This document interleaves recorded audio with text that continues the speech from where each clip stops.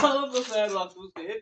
Deməli, ağla işinə start verdik. Arabamız xarab oldu, deyə. Sən çək şu arabanı. Ev yaşı deyir ki, günləri 50 manat pul verirəm. Araba almaqdansa düz günləri fəhlə işləsin də. İndi qardaş, hamısını onları daşımalıyıq, başa dönərəm. Yəni, narahatlığı yoxdur, tutsa elə. Zəyriyyə bu günü yola verəm da işləməyəcəm abi. Ne bileyim o ev yaşına ev yaşına 50 manat arabaya verince ama ağıllı fikirdi ha. 50 manat arabaya verince karış diyor. Araba yani ev yaşta düz değil, haklı. Sabahtan da araba asıldı.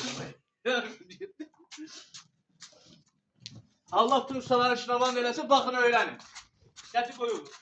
Dön indi burada.